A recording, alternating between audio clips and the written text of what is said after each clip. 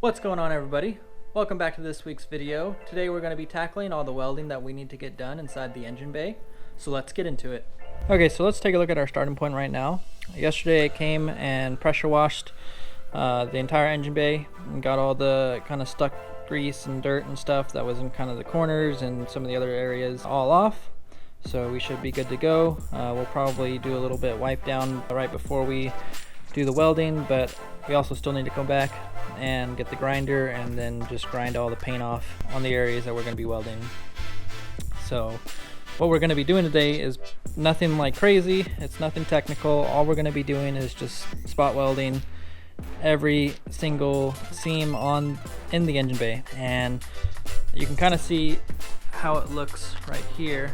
We did this earlier, but that's basically just what we're going to be doing through the entire engine bay. Every single seam in the engine bay is going to need to get a stitch weld. And basically what that does for us is, for any reason that we end up getting in a crash or going into a wall or something, when the car and the frame ends up taking an impact, all the seams and stuff will just bend, and then we can smack them back into place, and it avoids basically causing any of the seams and stuff where the panels are kind of connected from breaking and splaying out.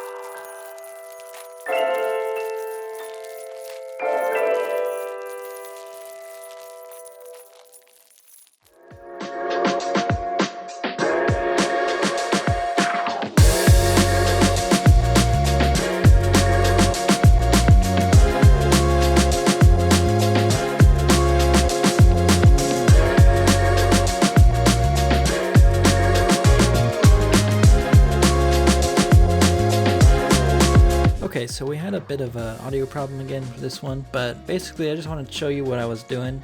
We're just trying to get the excess seam sealer off of the car. So any of the spots where there's just built up like thick layers of seam sealer, we're just going to go through with the razor blade, and then we're just cutting as much as possible. And all that's doing is just making less mess when we go to hit it with the wire wheel. We could definitely get all of this stuff off with just the wire wheel, but cutting the excess off basically just saves us all the mess of all the bits of the seam sealer going all over the place. Okay, so we just finished getting everything cleaned up. We got all the bare metal exposed. We went back and hit everything with the wire wheel to remove any of the small bits of seam sealer that were along the edges. Now the next thing that we got to do is get this thing welded, so let's get into it.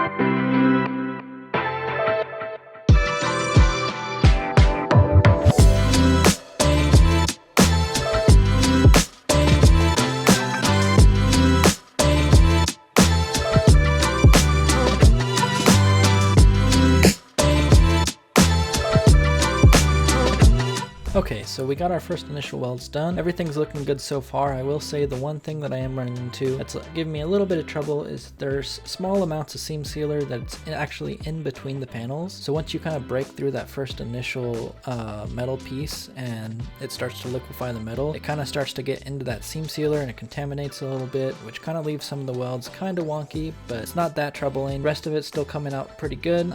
We got a few places left to do on this side, but we're gonna get it finished and then we'll get the other side going.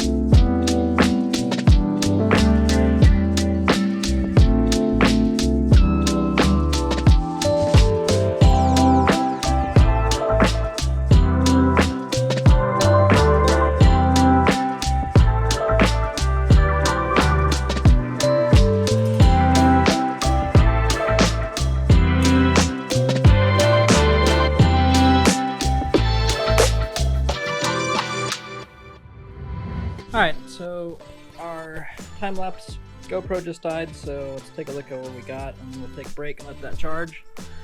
So basically we got that whole both these seams done at the bottom. We got the seam going up on the wheel well and we got the seam on the strut tower. I started working over on this back seam right here. Got that basically done. Then we worked our way down here. Also got this guy done and over here done. I tested out up at the top a little bit here just to see how it was gonna go. And it seems like this one's probably gonna be the easiest. It's a lot thicker material right there, so it's not really gonna be as easy to blow through it. Over on the wheel well over here, it's kind of thin on this bottom half, so as I started to carry the pool kind of over, if I held it there for too long, which really isn't that long at all, it would start putting a hole in it. Welcome back to day 2 of getting this engine bay stitch welded. We basically got the entire passenger side finished up yesterday, and today the game plan is to start jumping in on the driver's side. There's still a couple things that we gotta touch up with on the passenger side before we do that, but other than that we're all done. So let's get into it.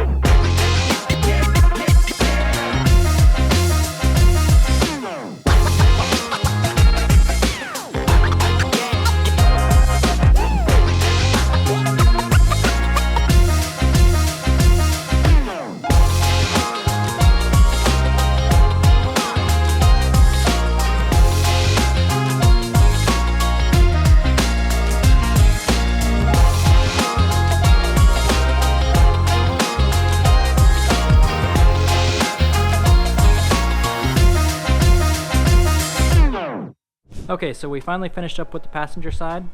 We got everything done and all the seams all the way to the front. Okay, so I also did on the frame rails, and I got these tied together, so all the way up here and a couple in here too, just to kind of help strengthen it, and down here, and then right in the center we got tacks on every single one of the ridges of this front seam. And another good thing that you want to do is when you go to do this, take your grinder and level out each one of those seams, so that when you go to weld, you're welding on an even surface, and each seam is getting the same amount of penetration as the other. So other than that, we're ready to start working on the driver's side. We're probably gonna have to do a little bit more cleanup. We're gonna have to get the seam sealer that's kind of left on there still out of the way, and then we'll be ready to weld. But as it sits right now, we are looking in good shape, and we should definitely have this done by the end of the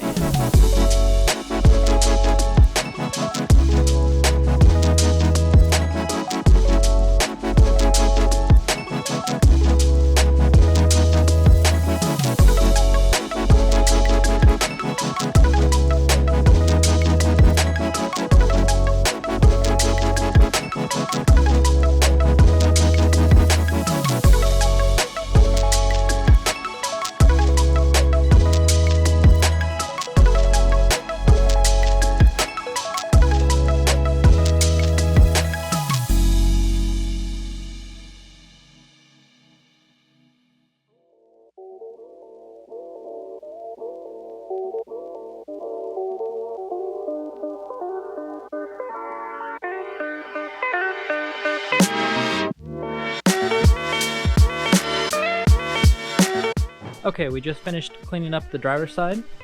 We got all the seam sealer out from the edges and got most of the paint off, so all we got to do now is just get it all spot welded up. A bit of it's already kind of done from just previous testing on the welder and whatnot, but other than that, we're good to go.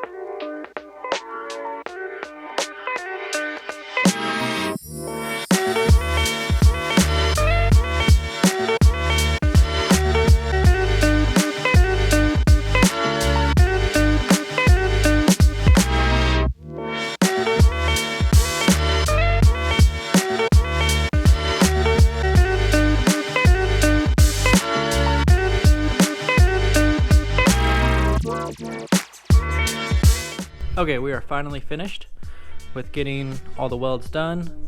I'll just show you guys what it looks like now.